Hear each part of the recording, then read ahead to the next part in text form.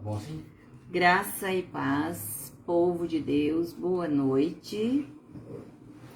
Boa noite a você que já está aqui conosco. Vamos iniciar dentro em breve mais uma live neste momento. Te convido a participar conosco.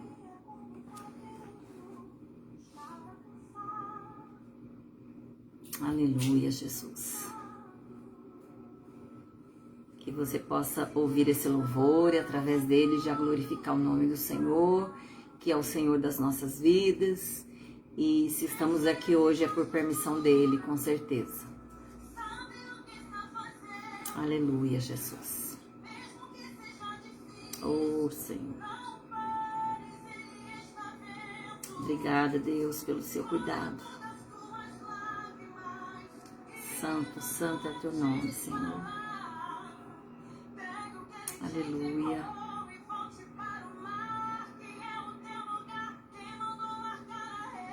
Oh, Jesus poderoso, Tu és o Deus de amor, o Deus de misericórdia. Nós te louvamos, Senhor, por mais este momento aqui, pela Sua presença viva, Senhor, nas nossas vidas. A Sua palavra diz que onde dois ou mais estiverem reunidos, o Senhor se faz presente. Nós cremos, ó Pai, neste momento, que o Senhor se encontra aqui, em cada lar, em cada família, em cada coração, que está aqui conosco, que está entrando nessa live, nesta noite. Que o Teu Espírito Santo esteja tomando as vidas, envolvendo com a Sua palavra, derramando sobre cada uma unção nova, renovando as vidas, trazendo alegria, paz. Senhor, nós entramos na Sua presença neste momento, pedindo perdão pelos nossos pecados. Sonda, Senhor, o coração de cada um de nós neste momento. Vê em nós aquilo que ainda é mal, que precisa ser mudado, Senhor, transformado. Te pedimos, Senhor, toma as nossas vidas, Pai. Vai nos moldando, Senhor. Vai, Senhor, lapidando as nossas vidas, porque nós desejamos, Senhor, estar no centro da Sua vontade, fazer segundo aquilo que o Senhor tem para cada um de nós, em obediência, em submissão a Ti, Pai. Em nome de Jesus, perdoa, Senhor, as nossas falhas. Continua trabalhando em nós, continua moldando o nosso caráter, segundo a Sua vontade, Pai. Te damos graças por mais esta live que iniciamos neste momento e te pedimos, Espírito Santo de Deus, fica à vontade no nosso meio. Visita os corações neste momento, daqueles que estão abatidos, que estão precisando de uma palavra de ânimo, porque nós sabemos que somos alimentados pela Sua presença, pela Sua palavra. Oh Deus amado, nós glorificamos a Ti, Senhor, pela oportunidade de estarmos aqui. Obrigada, Deus, porque é permissão do Senhor esse momento, esse encontro aqui nessa live, Pai. Graças te damos por cada vida que está conosco e por aqueles que estão a caminho. Em nome de Jesus. Em nome de Jesus. Amém. Graças a Deus. Bem-vindos vocês que já estão aqui conosco. Bom tê-los aqui. Maria Aparecida. A Cida, o André, que está aqui conosco. Bem-vindos, queridos. A Fer também, que está aqui. Bem-vinda, Fer, Larissa, Ricardo. A toda a família. Eu não estou conseguindo ainda visualizar a todos, mas eu já vou saudando à medida que eu vou conseguindo ver aqui pelo notebook. Amém? Graças a Deus pelas suas vidas, por mais essa live. E nós vamos dar continuidade àquilo que nós iniciamos na semana passada, onde estávamos falando a respeito de Paulo. E o tema, inclusive, dessa ministração era a conversão de Paulo. Bem-vindo, Gustavo Barbosa, também aqui conosco. Bom tê-lo aqui conosco. E nós vamos falar mais um pouquinho hoje para concluir sobre a vida de Paulo. O marco que foi a história de Paulo, né? A conversão de Paulo, esse processo todo na vida da igreja.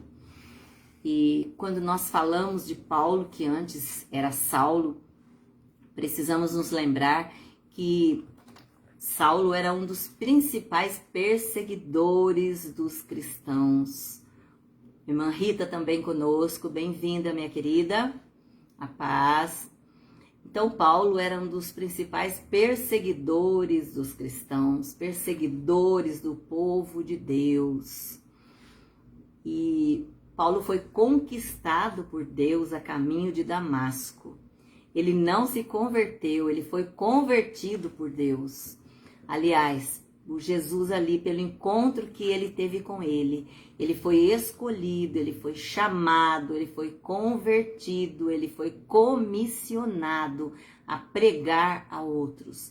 Então, quando Paulo foi ali encontrado pelo Senhor, ou melhor, ele encontrou o Senhor, porque o Senhor sabia onde estava Paulo, né? E a experiência que o Senhor permitiu que Paulo vivesse ali, a caminho de Damasco, foi algo que mudou a sua história. Que Saulo ali foi tocado, foi alcançado pelo poder do Senhor, e ali ele se prostrou em terra, ele ficou sem ver, perdeu a visão por 3 dias, ele não comeu e não viu por 3 dias. E a vida de Saulo ali começou um processo transformador do Senhor. Então ele foi conquistado pelo Senhor. E ali ele foi escolhido, ele foi chamado, convertido, comissionado, separado pelo Senhor. Assim como cada um de nós temos uma história da nossa caminhada na fé. A história de Saulo é impactante. A história de Saulo marcou gerações. Até hoje, quando nós falamos da vida de Saulo, nós somos marcadas, impactadas pela transformação de Deus na vida dele, na vida deste homem que foi transformado e moldado por Deus de dentro para fora. E ali ele teve, a caminho de Damasco, seu encontro com Deus. E eu citei aqui, eu ainda estou recordando da semana passada, né? Eu citei aqui 3 detalhes importantes nesse encontro que ele teve com Deus. O primeiro dele foi que ele viu a luz. Então, ele viu ali uma grande luz do céu. E os homens que estavam com ele também viram a luz e caíram por terra. E aí, o Senhor começa a falar com Paulo. E, na realidade, ele queria saber por que Paulo perseguia a ele. Porque Paulo, na realidade, não perseguia ao Senhor, mas perseguia aos seus.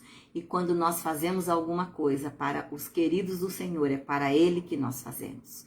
Então, Saulo foi entendendo todo esse processo.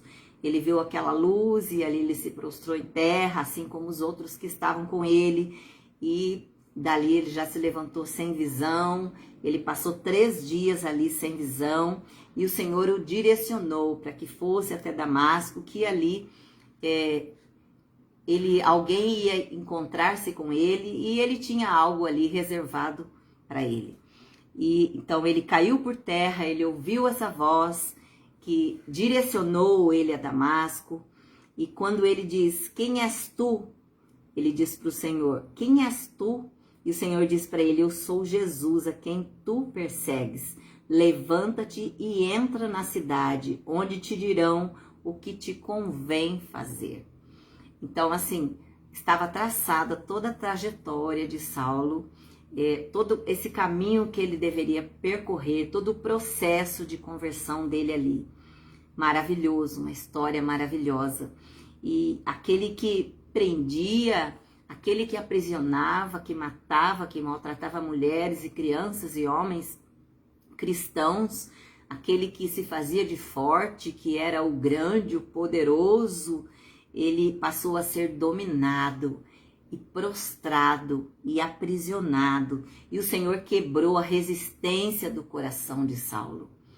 O Senhor, na realidade, mostrou para ele com quem é que estava o poder, quem é que tinha o domínio sobre todas as coisas. É que às vezes a gente vê muitas pessoas que se sentem poderoso ao ponto de tomar as suas próprias decisões. Cris aqui conosco, que surpresa boa, bem-vinda, viu, minha amada?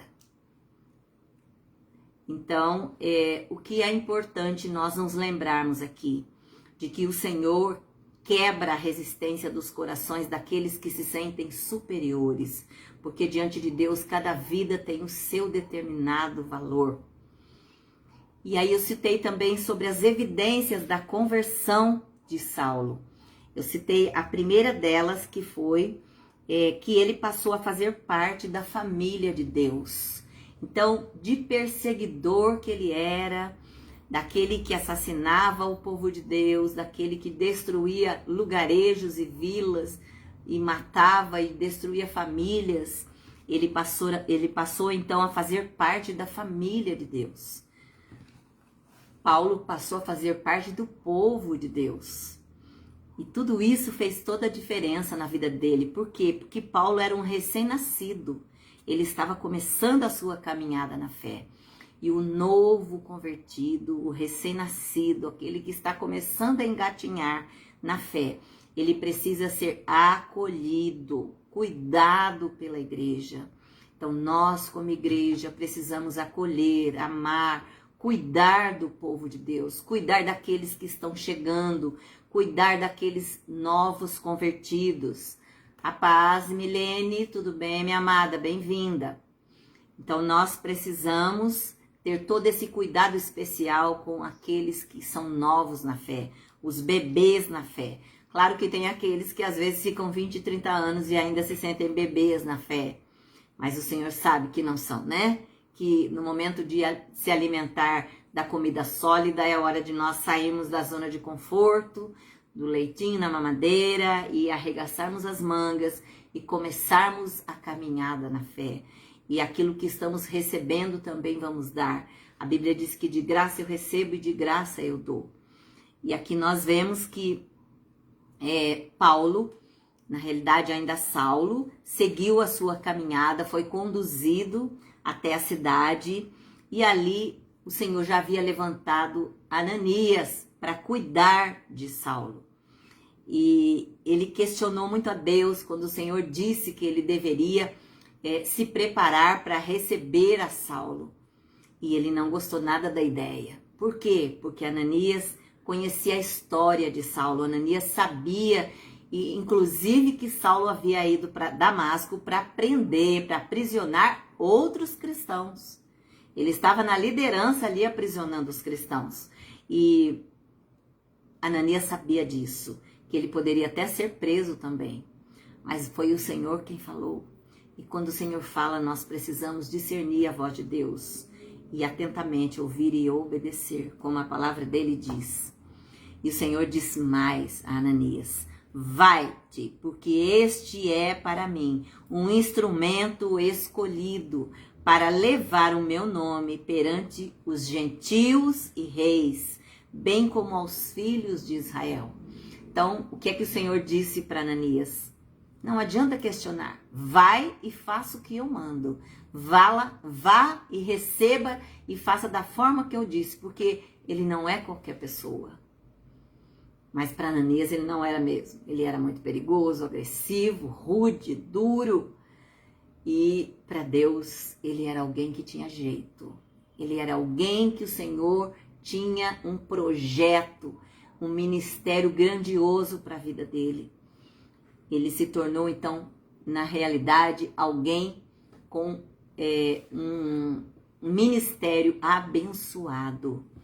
E continuando, então, de onde nós paramos. Então, o primeiro ponto que eu falei das evidências da conversão de Saulo, eu citei que ele passou a fazer parte da família de Deus, passou a andar junto, passou a congregar, passou a caminhar junto. Percebe a diferença disso? Às vezes as pessoas falam assim, mas eu não preciso ir à igreja para servir a Deus. Mas os próprios discípulos do Senhor, eles, quando foram conhecendo a palavra, eles foram, na realidade, se juntando, eles foram se formando ali como corpo. E é preciso que nós entendamos isso. A diferença de estarmos juntos, de congregarmos, de nos reunirmos dentro de uma congregação, para adorar a Deus, para servir a Ele, para nos alimentarmos da palavra e para comunhão entre os irmãos. E Saulo passou a fazer isso. Assim que ele se converteu ao Evangelho, ele passou a conviver ali, fazendo parte da família de Deus. Bem-vinda, irmã Dorivalda, também conosco. Bom ter você aqui, minha amada. E a segunda evidência da conversão de Paulo, que eu quero citar aqui, é que ele se tornou uma pessoa de oração. Na realidade, ele já tinha o hábito, como um fariseu, né, de se comunicar, de fazer as suas orações, mas quando nós temos Jesus na nossa vida, quando o Senhor entra em nós, isso tudo precisa acontecer de forma diferente. Aquilo que nós sentimos, aquilo que nós experimentamos, a fé que vai sendo acrescida na nossa vida a cada dia, é completamente diferente de espírito de religiosidade, de práticas, de rotinas na nossa vida. Então, é importante nos lembrarmos disso, que Deus disse para Ananias ir até Saulo, pois ele está orando. Olha que interessante. A coisa importante sobre Paulo é que ele estava orando. Quer dizer, a vida de Paulo agora estava sendo mudada, ele estava de uma outra forma, ele estava se ocupando agora não mais em matar os cristãos, em perseguir os cristãos, mas em orar pelos cristãos, em orar para que outras pessoas viessem a conhecer a esse Deus que ele conhecia e que ele passou agora a conhecer. Então, ele estava orando naquele momento. E Paulo era um fariseu, ele tinha esse costume de orar. E às vezes a gente pensa que, como nós lemos a Bíblia, como nós temos a prática de oração, nós temos muitas vezes a nossa vida com Deus de relacionamento íntimo, mas no nosso coração ainda não aconteceu o processo de conversão. Ainda há pessoas aprisionadas, eu ainda tenho práticas, sentimentos, pensamentos, comportamentos completamente contrários a Deus. Então esse é o espírito de religiosidade. E Paulo, ele tinha um comportamento que se alguém olhasse para ele, vendo o que ele fazia, e principalmente as orações que ele fazia, e entender que Paulo era uma pessoa, era um cristão. E na realidade ele era apenas um fariseu, ele tinha o costume de orar. Mas ele continuava com o coração duro, maldoso, agressivo, perseguidor do povo de Deus. E agora ele nasceu de novo e se tornou uma nova criatura. É importante lembrar aqui que a oração ela é o oxigênio que mantém a vida espiritual de cada um. A oração é aquilo que nos sustenta, a oração é aquilo que nos alimenta, a oração é aquilo que fortalece o nosso espírito. A principal evidência de conversão é ter uma vida de oração. Aquele que ora realmente identifica a sua mudança, o seu processo de conversão, de transformação da sua vida.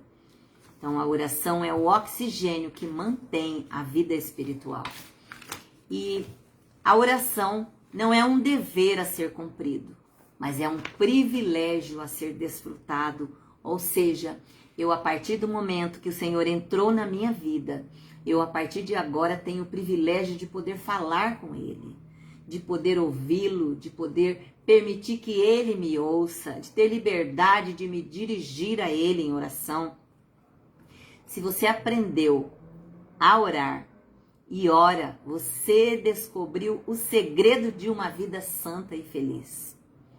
A oração é a fonte de origem de toda satisfação espiritual, porque através desta oração é que nós vamos mantendo uma proximidade com Deus, intimidade com Deus, relacionamento de perto com Deus.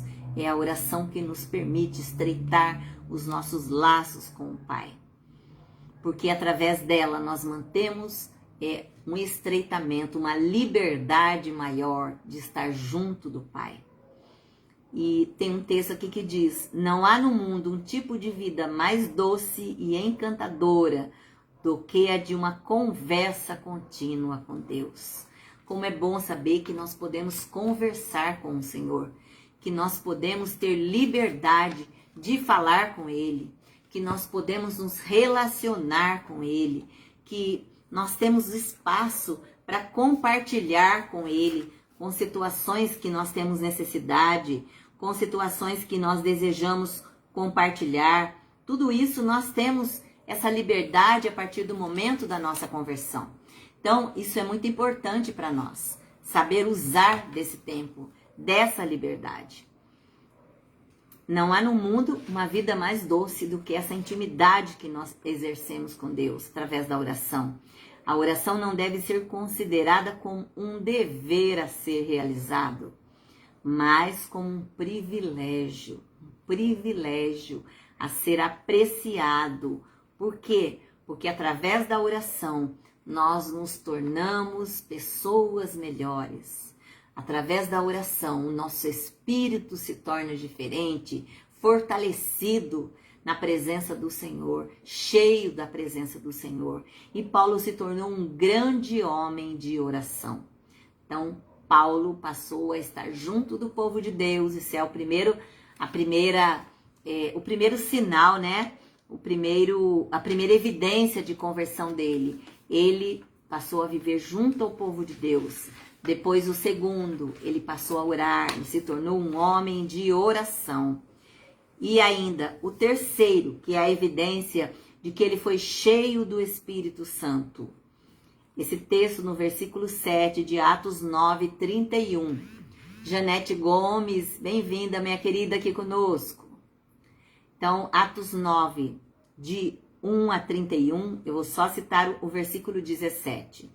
Então Ananias foi e, entrando na casa, impôs sobre ele as mãos, dizendo: Irmão Saulo, o Senhor me enviou a saber, o próprio Jesus, que te apareceu no caminho por onde vinhas, para que recuperes a vista e fiques cheio do Espírito Santo. Observe aqui que Paulo foi cheio do Espírito Santo a partir de então. E ele já havia recebido o dom do Espírito Santo. O selo, o penhor do Espírito Santo já estava sobre ele ali no ato da conversão que ocorreu ali no caminho. Paulo foi cheio do Espírito Santo. O Senhor já te encheu do Espírito dele. O Espírito Santo habita em você. E você já tem a presença do Espírito Santo em você. Bem-vinda também, pastora Isaura Linhares, lá de Manaus. Bom tê-la conosco, minha querida. Bem-vinda. Todo crente convertido é convertido pelo Espírito Santo e passa a ser a habitação do mesmo. Olha que honra, que privilégio nós temos de ter a pessoa do Espírito Santo habitando em nós, direcionando as nossas vidas, cuidando de nós. E a partir daí, ele precisa buscar ser cheio desse Espírito. Nós precisamos nos encher, nós precisamos ser renovados pelo poder do Espírito Santo. Trata-se de uma ordem de Deus para todo crente. Trata-se de vivermos, ou seja, de estarmos experimentando da presença do Espírito Santo. Isso significa que nós somos guiados, controlados, conduzidos pelo Espírito Santo. Que privilégio, que honra. E aqui a quarta evidência da conversão de Paulo, que eu quero citar. Ele foi batizado. O batismo não salva, mas todo aquele que crê deve ser batizado. Imediatamente lhe caíram dos olhos como que umas escamas e tornou a ver. A seguir, levantou-se e foi batizado. No versículo 18 de Atos 9. Observe que o batismo de Paulo não deve ter sido de aspersão. Porque até nós vemos aqui do processo dele se levantar do chão e ser batizado ali. Levantou-se e foi batizado. Não importa a forma, mas todo discípulo de Jesus deve ser batizado em nome do Pai, do Filho e do Espírito Santo. Está lá em Mateus 28, 19. E esse é um testemunho público de que a pessoa agora é uma nova criatura e foi lavada interiormente pelo Espírito. E que isso faça diferença nas nossas vidas, que possamos entender o que é a pessoa do Espírito Santo em nós, trabalhando em nós, moldando a nossa vida todos os dias. A quinta evidência de Paulo, ele passou a congregar com os irmãos. Olha lá, ele passou a viver no meio do povo de Deus. Agora, na quinta evidência, ele de fato passou a frequentar a igreja junto com os irmãos. Passou a congregar junto com os irmãos. E no livro de Lucas, nós vemos aqui Lucas narrando, quando ele cita no versículo 19. E depois de ter se alimentado, sentiu-se fortalecido. E então permaneceu em Damasco por alguns dias, junto com os discípulos. Paulo agora, ao invés de perseguir, ao invés de prender, de matar os cristãos, se tornou um deles. Que honra ver o poder de Deus, o agir de Deus sobre a vida de Paulo. E esse é o mesmo Senhor que um dia nos resgatou, como a palavra dele diz que ele nos amou primeiro. Ele tomou as nossas vidas, ele nos separou. Amém? E Paulo fica em Damasco e passa a congregar ali com aquele povo. Todo convertido deve permanecer e perseverar na comunhão com os irmãos. Então essa comunhão, esse convívio, esse relacionamento precisa ser uma prática do povo convertido, do povo de Deus.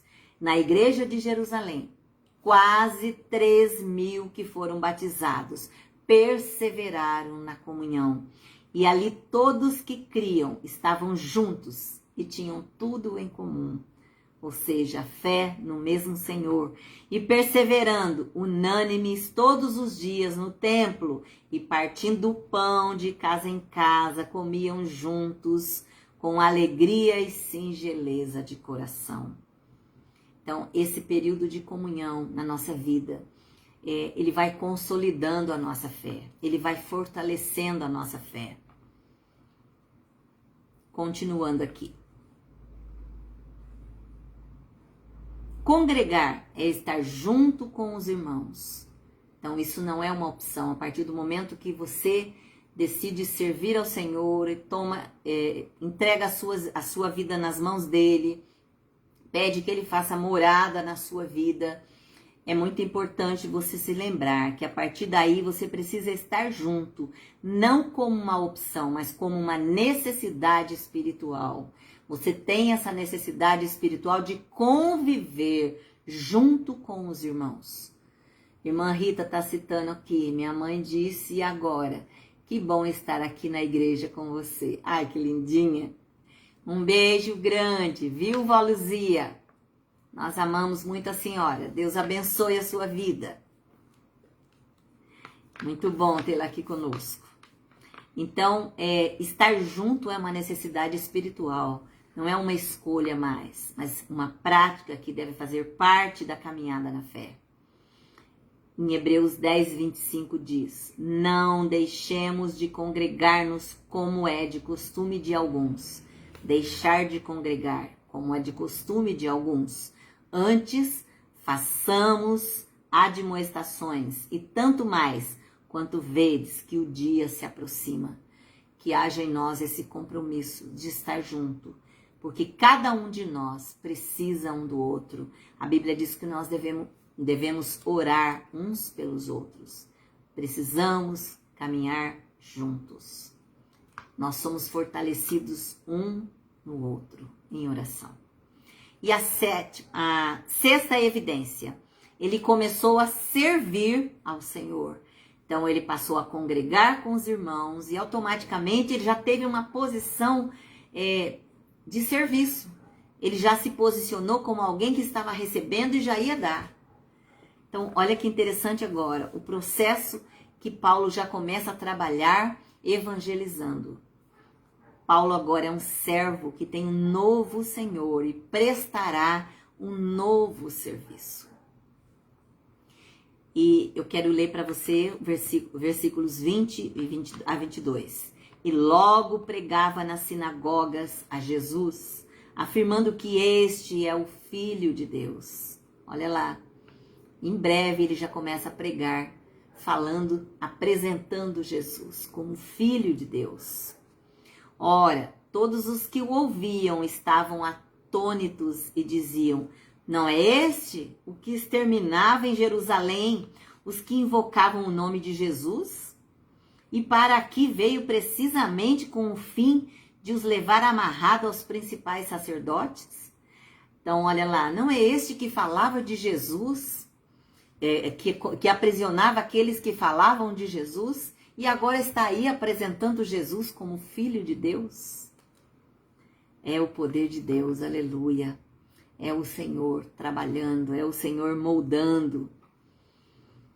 Saulo, porém, mais e mais se fortalecia e confundia os judeus. Olha lá, confundia os judeus que moravam em Damasco, demonstrando que Jesus é o Cristo, o Filho de Deus. Veja aqui alguns detalhes que eu quero citar. O primeiro deles, ele passou a servir de imediato. Paulo se posicionou a partir do momento que ele entendeu quem era Jesus, o que estava acontecendo na sua vida, que agora ele era Paulo e não mais Saulo, que um poder transformador do alto veio sobre a vida dele. Ele já foi desperto para começar o seu ministério, para começar a servir a Deus imediatamente ao seu processo de conversão. Paulo não fez treinamento, não cursou o seminário de teologia, mas logo ele pregava Jesus como Filho de Deus nas sinagogas. Às vezes, isso se torna desculpa para muitos, que quer se comparar com um que estudou, eu não tenho essa facilidade de falar, ou eu não aprendi do jeito que você aprendeu, eu não fui formado como você, mas você foi escolhido da mesma forma. Com o mesmo amor, com a mesma decisão, você foi separado pelo louvor da glória de Deus, com uma missão de fazer discípulos. Então precisamos entender isso, que não é a formação teológica, mas é a disponibilidade do nosso coração que faz diferença nas nossas vidas. Na conversão conhecemos a Jesus, conhecemos a Ele, mas no serviço nós testemunhamos aquilo que conhecemos. Amém? Graças a Deus. Então, pensa bem nessa frase.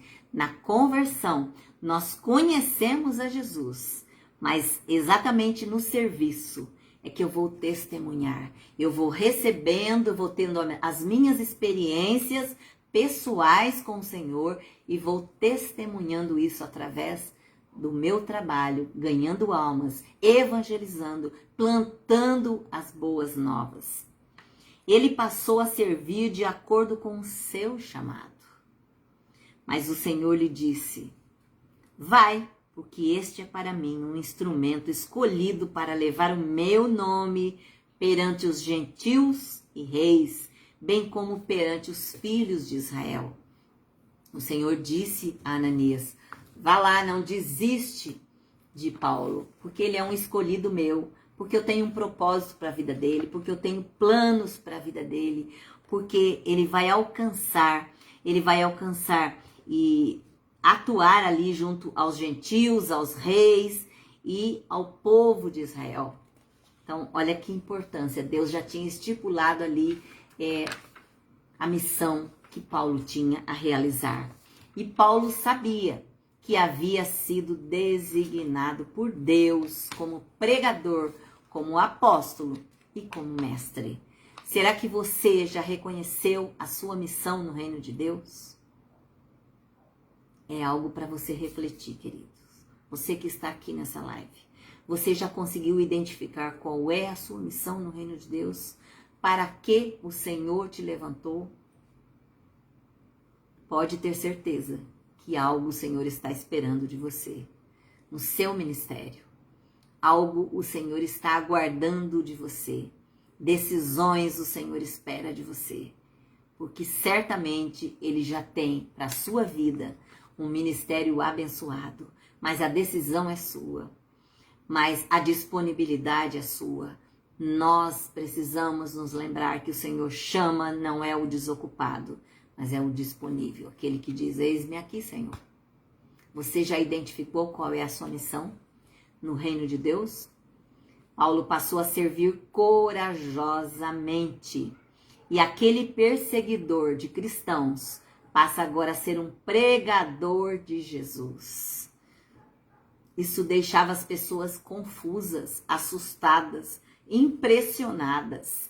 Será que as pessoas têm olhado para você? Quando elas olham para você, elas lembrando do seu passado, daquilo que você viveu, de quem você foi no passado, elas conseguem olhar para você hoje e dizer: meu Deus, que surpresa boa, o que está acontecendo na vida dessa pessoa? Por que ela está tão mudada? Por que ela está tão transformada? O que houve na vida dessa pessoa, de fato? E foi isso que foi acontecendo com Paulo. Paulo se fortalecia espiritualmente. E ele continuava corajosamente pregando a Jesus. O seu passado só lhe trazia vergonha, mas o seu presente trazia satisfação. É preciso que o hoje, aquilo que nós vivemos hoje com Jesus, possa satisfazer o coração daqueles que conheceram a nossa vida lá atrás. Que lá atrás nos acompanharam, fizeram parte de muitas coisas que nós realizamos e que era contrária à vontade de Deus, e que hoje o Senhor está nos proporcionando encontrar essas pessoas e plantar no coração delas aquilo que foi plantado no nosso. É preciso que as pessoas vejam hoje a diferença, vejam Jesus em nós, vejam aquilo que Ele fez e está fazendo nas nossas vidas. E a sétima evidência da conversão de Paulo é que ele passou a ser perseguido. Daí eu te digo, ele passou de perseguidor a perseguido. Paulo perseguia o povo cristão, o povo de Deus. E agora ele passou a ser perseguido porque ele declara a sua fé em todo o tempo ali. Por onde ele andava, ele falava em nome de Jesus. A última evidência de uma pessoa convertida é a perseguição. Você tem sido perseguido? Quantas vezes você já ouviu assim: mas você fazendo isso? Mas você não é crente? Mas você não é da igreja X, da igreja Y? Como que você está agindo desse jeito? Ou o contrário, as pessoas têm olhado para você e dito: ai, agora depois de tudo que você fez, você está tão bonzinho desse jeito? Então, quantas vezes o povo de Deus é perseguido? Quantas vezes o povo de Deus faz algo e às vezes com a melhor das intenções e é criticado, e é acusado, e é visto de modo negativo. A causa da união com Cristo precisa ser transformadora na nossa vida. Por causa da união com Cristo, o mundo passa a nos odiar. Nós passamos a incomodar o mundo, e assim foi com Paulo. O mundo passou a perseguir a Paulo pela mudança transformadora que ele viveu na sua vida. Decorridos muitos dias, os judeus deliberaram entre si tirar-lhe a vida. Porém, o plano deles chegou ao conhecimento de Saulo. Então, olha bem, Paulo incomodou tanto as pessoas que o povo decidiu matá-lo, tirá-lo do meio do caminho. Estava atrapalhando. A mudança transformadora na vida dele estava incomodando ao mundo. E o povo se levantou para tirar a vida dele. E dia e noite ele era guardado. Também as portas, as pessoas do mundo guardavam as suas portas para matá-lo. Perseguiam em cada passo que ele dava. Mas os seus discípulos o tomaram numa noite e colocaram num cesto e desceram com ele pela muralha. Os judeus queriam matar a Paulo. E aqui nós confirmamos o ensino de Jesus, que diz o seguinte, que o servo não é maior que o seu senhor. O próprio Jesus foi perseguido e morto. E Paulo era um servo dele, era um discípulo dele, certamente não seria diferente. Estaria incomodando o mundo e certamente nós temos vivido isso muitas vezes. Se perseguiram a Jesus, vão perseguir os seus servos, com certeza. Você tem sido perseguido? É porque você tem incomodado o diabo, você tem feito a vontade de Deus. Você tem buscado falar sim para Jesus e não para o mundo. Por isso a perseguição sobre a sua vida. Nem mesmo os apóstolos acreditavam na conversão de Paulo. Olha lá, os próprios apóstolos de Jesus olhavam para Paulo e não acreditavam que aquele homem tinha sido transformado a tal ponto. Todos temiam. Ele está enganando. Não é verdade. Ele está se fingindo de bonzinho agora. Mas Barnabé o acolheu e o levou aos apóstolos em Jerusalém. E ali ele pregava ousadamente, ou seja, com autoridade, com ousadia. Mas o povo ainda queria matá-lo. Para sua proteção, Paulo volta para Tarso, a sua cidade natal, e fica ali por alguns anos. E concluindo, a conversão de Saulo é de fato um dos maiores acontecimentos da igreja primitiva. Ela nos ensina algumas lições, algumas práticas, que eu vou deixar aqui citado para nós encerrarmos essa lição de hoje. A primeira delas que eu quero citar. Irmã Rita Coiate aqui conosco, bem-vinda, minha querida. A primeira que eu quero citar. Não existe pessoa tão incrédula e má que Deus não possa salvar. Muito séria essa fala. Não existe nenhuma pessoa tão incrédula e má que Deus não possa salvar. Quero te fazer uma pergunta para você refletir aí. Você já pensou em alguém como uma pessoa tão má, que não tem jeito, que não tem como mudar, que você não acredita na mudança na vida dessa pessoa? Isso que eu te digo, essa frase. Não existe nenhuma pessoa que seja tão incrédula e má que Deus não possa mudar a vida dela. Será que nós muitas vezes não fomos esse tipo de pessoa lá atrás? Muitos de nós, muitas vezes, não tivemos comportamentos semelhantes ao de Paulo? Não de matar, talvez, mas de perseguir ao povo de Deus? E o Senhor não desistiu de nós. Por isso estamos aqui. Aos olhos de Deus, Paulo era um vaso eleito. Paulo tinha uma missão especial. Ele tinha sido separado com uma missão especial. Ele foi eleito pelo Senhor. Mais uma frase. Não desista de orar pela conversão de pessoas. Deus pode converter o pior dos pecadores. Precisamos crer nessa palavra. Deus pode mudar o pior dos pecadores. Mas o maníaco não sei de onde está preso, matou 20, matou 50, não importa quem e quantos ele matou. Deus pode converter essa vida. Deus pode mudar o pior dos pecadores. E se Deus pode mudar, quem somos nós para duvidar do poder de Deus? Avalie a sua conversão, utilizando a experiência de Paulo. Quais as evidências espirituais que há na sua vida que provam a sua conversão? Será que hoje você pode olhar? Bem-vinda, irmã Rose Vieira. Não tem problema, a gente está encerrando, mas ainda tem um tempinho. Depois você pega o começo. Bem-vinda. Então, o que é importante lembrarmos aqui? Como nós falamos das evidências da conversão de Paulo, aquilo que ficou evidente, transformador, que estava assim, evidente a mudança na vida dele. Agora vamos para a nossa vida no processo de conversão. Quais as evidências desse processo de conversão em nós? O que mudou em nós? O que realmente, de fato, nós podemos dizer que fazíamos e que não fazemos mais? Que Deus transformou? Que área da nossa vida Deus mudou? Que comportamentos nós tínhamos que nós abandonamos? Pela misericórdia de Deus, Ele nos fortaleceu e nós abolimos isso das nossas vidas.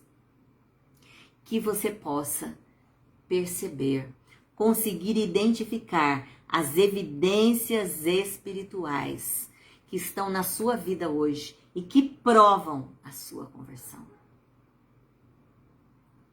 Importante ver, importante identificar aquilo que eu fazia ou aquilo que eu deixei de fazer e hoje eu faço, aquilo que eu fazia de ruim e hoje eu não faço mais, onde eu posso identificar o poder de Deus em mim, o trabalhar do Espírito Santo na minha vida, que faz toda a diferença. Amém? Graças a Deus.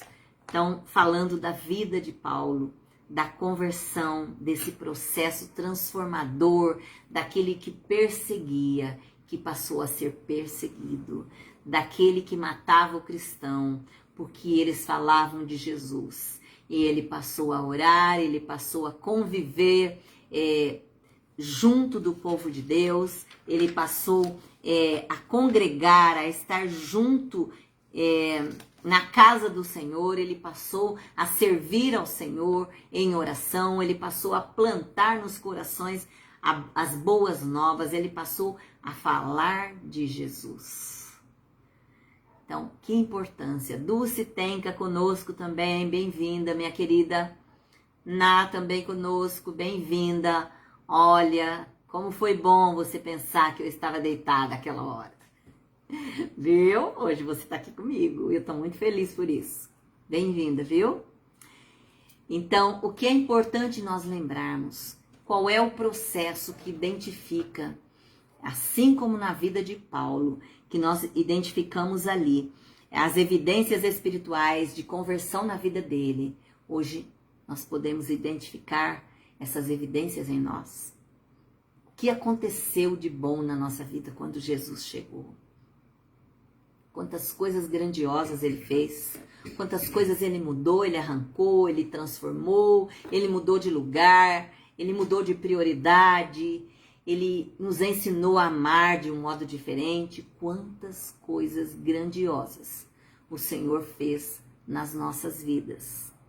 E é bom a gente se lembrar disso, é bom nós identificarmos esse processo em nós, porque isso nos faz mais vivos na fé, isso nos faz mais vivos na presença do Senhor.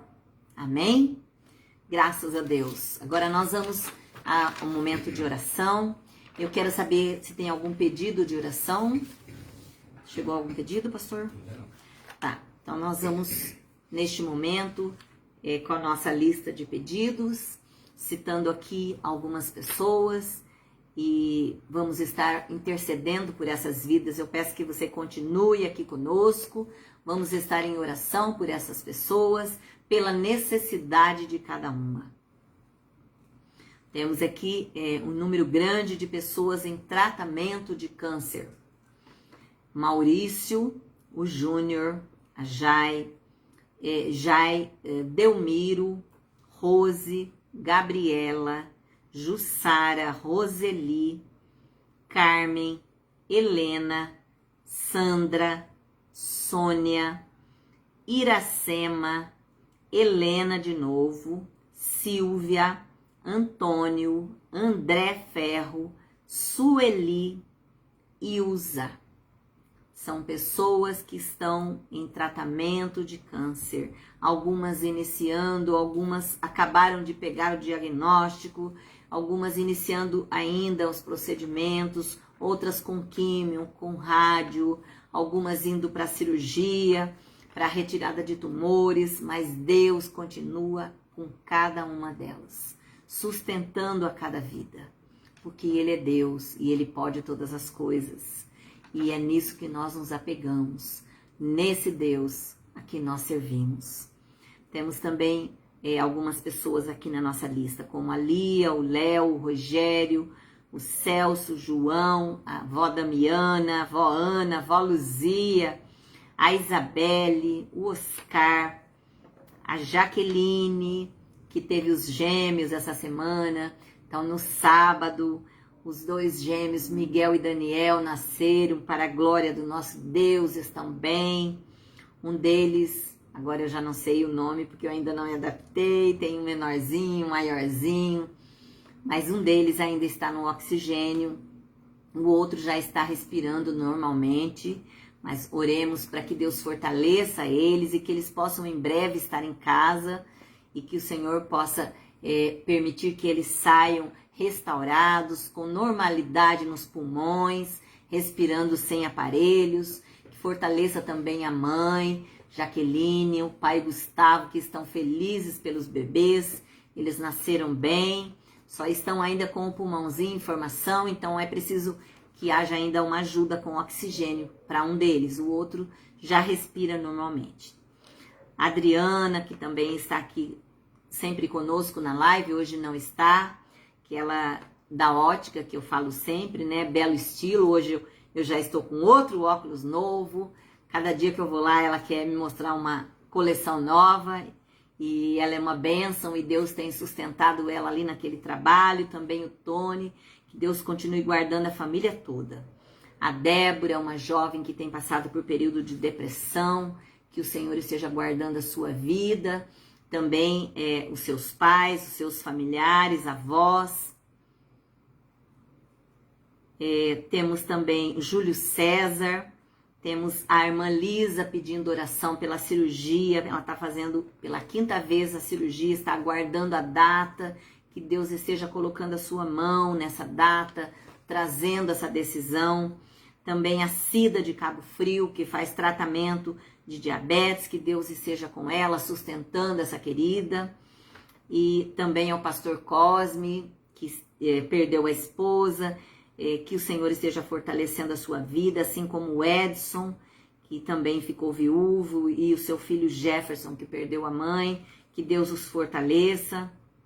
A Cecília teve um problema no fêmur, e o João Gabriel, que precisa de um trabalho, que Deus esteja abrindo portas para ele na área de enfermagem, e também abençoando a sua mãe, a sua família, que está chegando de mudança aqui em Paulínia.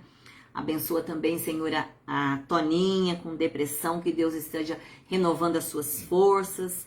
Também ao Carlos, que é um querido lá do sul do país, que teve um AVC há pouco tempo e está num processo ainda bem decisivo de tratamento, que Deus esteja restaurando ele sem sequelas, que ele possa continuar o estudo da palavra que ele tem feito com muito prazer. E também a Adriana colocou, tá elogiando aqui os óculos. Olha, você é suspeita de falar, hein? É uma grande vendedora. Glória a Deus.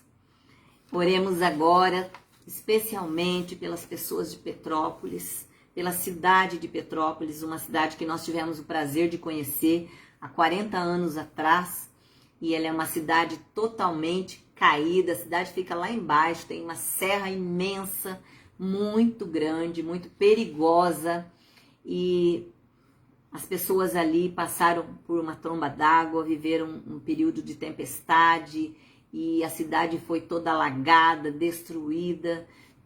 A última informação que eu tive, que tinha por volta já de 60 mortos, agora eu não tenho mais dados, mas oremos neste momento também pela cidade de Petrópolis, que vive esse período de dor, de perdas de queridos, de perdas de bens, falta de alimento, falta de água, inclusive, de medicamentos, de cuidados, que o Senhor esteja alcançando essa cidade. Vamos orar neste momento, queridos. Amado Pai, nós estamos diante da sua presença, Senhor, engrandecemos o teu santo nome. Obrigada, Deus, pela palavra sobre o apóstolo Paulo e todo o processo de conversão que ele viveu. Senhor, que nos sirva, Senhor, de referência, Pai, tudo aquilo que o Senhor fez na vida dele, o separar aquela vida, o ministério, para que nós possamos entender que também somos separados por Ti, escolhidos por Ti. Meu Deus, eu te louvo por mais este momento aqui, e eu coloco diante do Senhor a cada vida, Senhor, nesta live, a cada um, meu Pai, que está vivendo esse período difícil, Senhor, de tratamento de câncer, um período que muitas vezes suga as forças, a disposição, a energia, período de muitas dores. Eu peço a Deus poderoso que o Senhor esteja à frente, tocando em cada um desses pacientes agora, fortalecendo a cada um, renovando as forças, ó Pai, de cada um. Ó Pai, que o Espírito Santo de Deus venha enchê-lo, Senhor, de esperança, de fé, de alegria, de ânimo, usando, Senhor, vidas para tocar, para falar com eles nos momentos depressivos, em que eles se sintam fragilizados, que onde eles estiverem, o Senhor possa alcançá-los, que quando eles estiverem em tratamento, nos hospitais, que quando eles estiverem junto de outras pessoas, que eles sejam fortalecidos pelo Teu poder, pelo Teu toque, ó Deus, que o Senhor venha capacitar a cada um que se achegar perto desses pacientes, com uma palavra de ânimo, uma palavra de fé a esses corações. Traz esperança a cada um, Pai. Em nome de Jesus, eu oro ainda por cada uma dessas vidas, por pessoas necessitando de uma porta de emprego, de um trabalho, assim como o Gustavo, que o Senhor venha abrir uma porta também para ele, ó Pai querido, que necessita neste momento de um trabalho para sustento da sua família. Pai, também eu te peço, Senhor, por cada um desses da lista, daqueles que estão em depressão, daqueles que estão com relacionamento confuso, em conflitos no casamento, Senhor. Ó Deus, em nome de Jesus, como a Bruna, a Lúcia, a Isabel, o André, a Cida, que precisam aprender a cada dia na caminhada da fé, como José e a Roseli, como a Pedro e a Juliana. Deus, que o Senhor possa visitar a cada casal que está aqui conosco. Ó Deus poderoso, também a irmã Grace que está entrando neste momento. Toma a vida dessa querida, a sua casa, a sua família. Ó Deus, a cada um desses amados que estão nesta live, eu te peço, Deus poderoso, visita os lares de cada um agora. Alcança, Senhor, traz uma palavra de fé, de esperança, de renovo sobre os corações, Pai. Em nome de Jesus, nós oramos ainda pelas pessoas que estão com Covid, como a Cecília.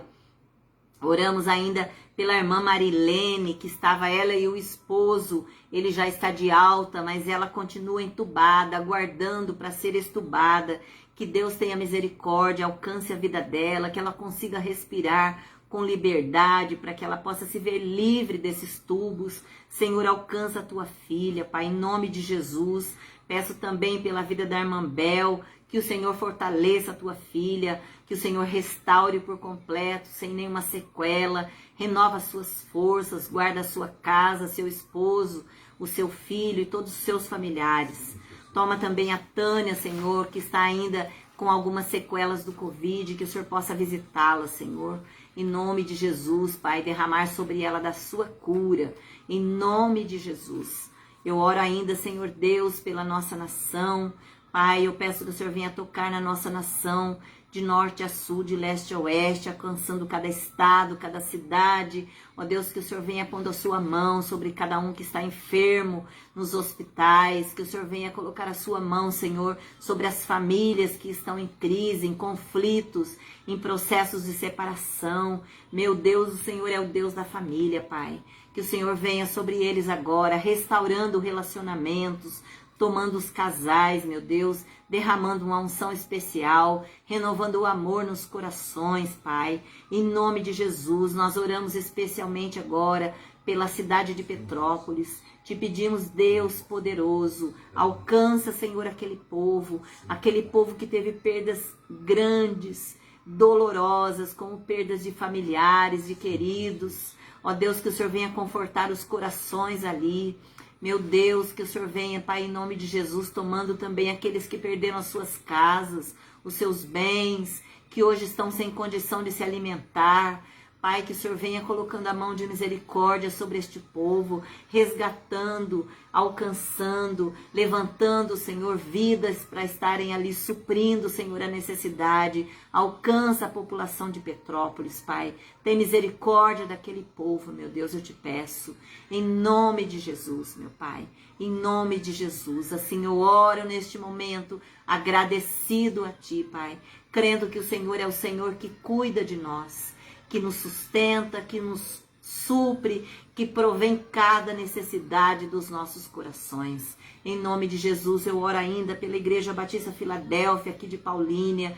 do bairro Copelotes, que o Senhor possa alcançar as famílias da igreja, visitando os lares, visitando os corações, ó Deus, trazendo vidas ali para serem cuidadas, despertando o ministério de cada um ali, meu Deus, e por todas as igrejas da cidade, por todos os povos que têm estado ali à frente da obra, na liderança também, Senhor, as ovelhas do teu rebanho, que o Senhor possa visitar a cada um.